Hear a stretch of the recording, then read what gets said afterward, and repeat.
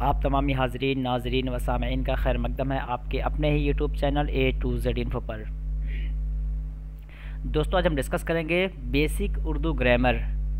तो ये basic Urdu grammar का पार्ट 4 है और इसमें आज हम डिस्कस करेंगे इसमें मारफा की तारीफ़, यानी इसमें मारफा के हवाले से, इसमें मारफा और नकरा के हवाले से हम ऊपर ज़िक्र कर चुके हैं, लेकिन यहाँ पे हम तफसील के साथ इसमें मारफा को समझेंगे, उसकी कितनी किस्में हैं और उन किस्मों के अंदर क्या क्या चीज़ें आती हैं, मिसालों के साथ समझेंगे, आसान लफ्ज़ों में समझेंगे। आप कॉपी पेन लेके इसको अपने समझ के मुताबिक आप नोट डाउन कर सकते हैं। चलिए स्टार्ट करते हैं। पहली बार चैनल पे आए तो चैनल को ज़रूर लाइक कर दें, सब्सक्राइब करें, दोस्तों को शेयर करें ताकि वो लोग भी इसका फ़ायदा उठा सकें। डिस्क्रिप्शन बॉक्स में आपको प्लेलिस्ट मिल जाएगा बेसिक उर्दू ग्रामर से, उसमें सारे पार्ट्स आपको मिल जाएंगे।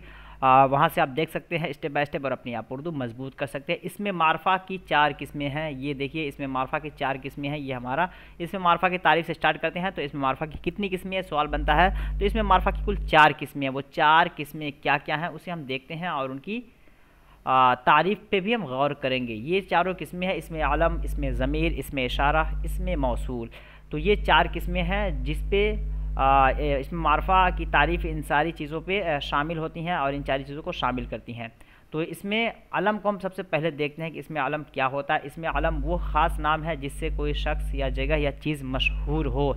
ठीक है, अभी हम जो इसमें मारफा की जो तारीफ़ देख रहे थे वही तारीफ़ है, लेकिन तारीफ़ के साथ साथ फिर उसकी जब किस्में निकाले गए हैं तो खुसूसन ये आलम के बारे में बताया जाएगा यहाँ पे कि जो नाउन हो, जिसको हम कह सकते हैं संज्ञा हो, उसके मुतालिक यहाँ पे बात की जाएगी। जो ख़ास जगह हो, कोई ख़ास चीज़ हो, कोई मशहूर जगह हो, उसके बारे में हम इसको इसमें आलम के हवाले से समझते हैं। इसमें आलम के अंदर अल्लामा इकबाल है, कोहे तूर है, ताज महल है, सर सैयद अहमद ख़ान, ये सारी मिसालें किसकी हैं? इसमें आलम की हैं। जुमलों के ज़रिए इनकी मिसालें हम देख लेते हैं। अब्दुल हक 10वीं जमात में पढ़ता है, श्रीनगर झेलम के किनारे आबाद है, पीर पंजाल कश्मीर का पहाड़ है। ये मिसालें कुछ हैं और इसमें अगर आप देखेंगे अब्दुल हक, श्रीनगर, झेलम, पीर पंजाल, कश्मीर, ये सारे अल्फाज जो आपको मिलेंगे किसकी हैं? ये सारे के सारे इसमें आलम की हैं।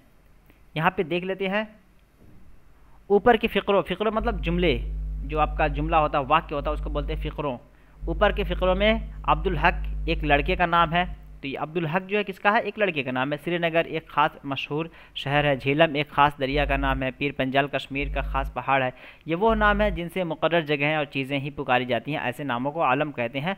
इन नामों को पुकारने के बाद आप ये नहीं कह सकते हैं कि हाँ कोई दूसरी चीज़ हो सकती है। मान लीजिए झेलम जो है ये नदी है, तो ये झेलम ही है, इससे कोई और मुराद नहीं ले सकते, इससे कुछ और माना आप नहीं समझ सकते। आपके जहन में वही बात जाएगी जो कि झेलम से बताया जाना मकसूद होता है। चलिए अगली किस्म की तरफ चलते हैं। अगली किस्म हमारी है इसमें ज़मीर। इसमें ज़मीर क्या होता है? इसमें ज़मीर वह कलमा है जो किसी इसम की जगह इस्तेमाल किया जाए। इसमें ज़मीर कलमा और ये इसम के मुतबादिल इस्तेमाल होता है, चाहे वह इसमें मारफा हो, इसमें नकरा हो, जो भी हो उसकी जगह पे इसको इस्तेमाल करते हैं हम। यहाँ पे इसमें ज़मीर वो कलमा है जो किसी इसम की जगह इस्तेमाल हो। मसलन मास्टर रफ़ीक हुसैन हमें उर्दू पढ़ाता है या पढ़ाते हैं, ठीक है, वो बहुत मेहनती है, हम उसको पसंद करते हैं।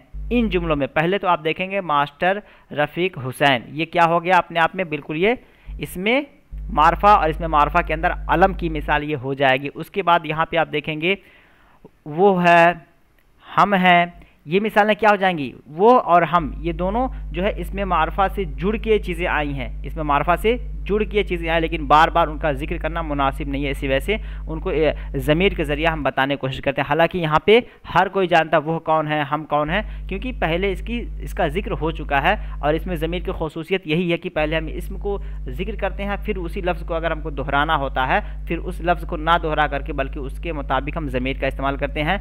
जैसे कि अगर कोई मुज़क्कर हो तो वो, ठीक है, और अगर कोई जमा हो तो उसके लिए हम इस्तेमाल करते हैं, बहुत सारे लोग हों तो उनके लिए हम लफ्ज़ का इस्तेमाल करते हैं जो ज़मीर की सूरत में इस्तेमाल किया जाता है। इन जुमलों में वो, हम, इस, हमें अस्माए ज़मीर हैं क्योंकि ये इसमों के बदले इस्तेमाल हुए हैं। तो वही बात कि पहले चीज़ें जिक्र हो जाती हैं, फिर उनको बार बार रिपीट ना करना पड़े, जिसकी वजह से हम इसमें ज़मीर इस्तेमाल करते हैं। अगला देखते हैं इसमें इशारा।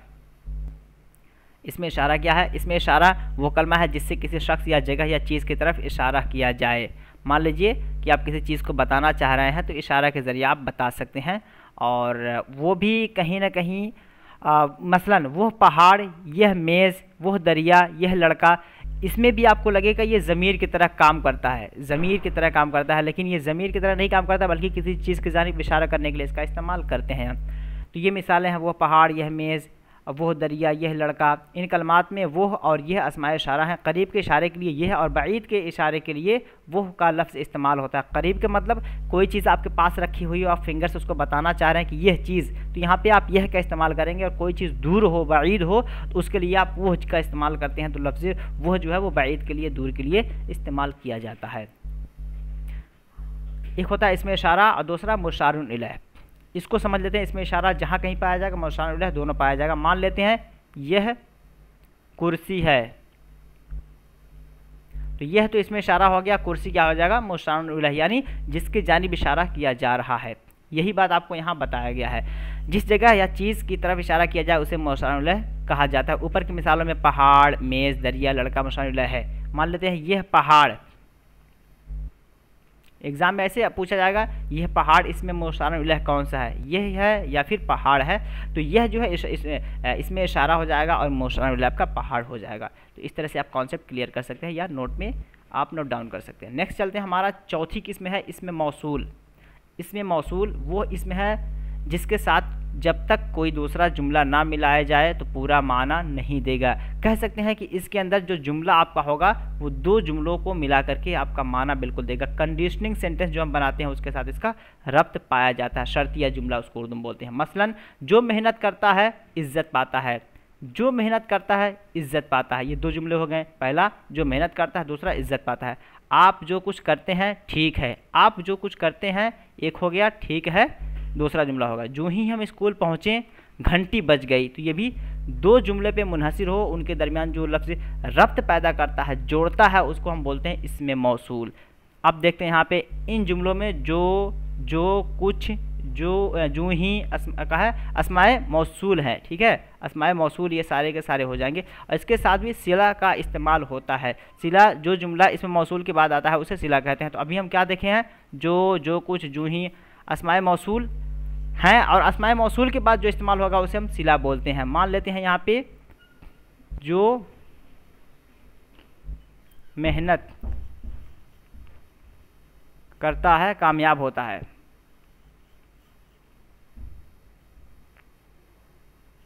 जो मेहनत करता है कामयाब होता है। तो जो मेहनत करता है ये आपका मौसूल हो गया। और इसके बाद वाला जो कंडीशनिंग सेंटेंस है जिससे पूरा मान आपको समझ में आएगा वो आपका सिला कहलाएगा। इतना आप समझ लें काफ़ी है।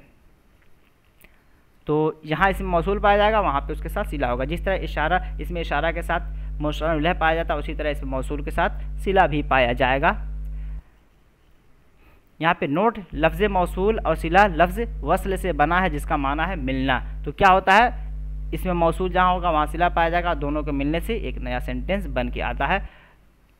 ये कुछ इसमें मारफा की किस्में थी जिसे हम तफसील से समझें। और अगर इसमें कुछ डाउट हो तो कमेंट बॉक्स में आप ज़रूर कमेंट करें। डिस्क्रिप्शन बॉक्स में आपको मिल जाएगा मेरी वेबसाइट का लिंक, वहाँ पे भी उर्दू के बहुत सारे मटेरियल्स मिल जाएंगे और दीगर कंटेंट भी मिल जाएगा, वहाँ से भी आप फ़ायदा उठा सकते हैं। डिस्क्रिप्शन बॉक्स में आपको टेलीग्राम का लिंक मिल जाएगा, वहाँ से भी आप टेलीग्राम पे ज्वाइन हो सकते हैं। और वहाँ पे भी मैं वीडियोज़ का लिंक डालते रहता हूँ, या जो मुनासिब मवाद मजमून होते हैं उनका भी मैं वहाँ पर इरसाल करते रहता हूँ। तो ये 4th है और 5th के लिए चैनल से अपडेट रहें आप, वो भी आएगा। अगर आप इच्छुक हैं सीखने के तो आपको बहुत सारे फ़ायदे आपको मिलने वाले हैं यहाँ से। तो चलिए फिर मिलते हैं नेक्स्ट वीडियो में, तब तक के लिए हैव अ नाइस डे। हमारे यहाँ ऑनलाइन इंग्लिश क्लासेस भी चल रही हैं, अगर आप लोगों में से कोई इंटरेस्टेड है तो बिल्कुल वो एनरोलमेंट करवा सकते हैं। उर्दू और हिंदी मीडियम दोनों तलबा के लिए यहाँ पे इंतज़ाम किया गया है। फिर मिलते हैं नेक्स्ट वीडियो में, तब तक के लिए have a nice day, take care, अल्लाह हाफिज़।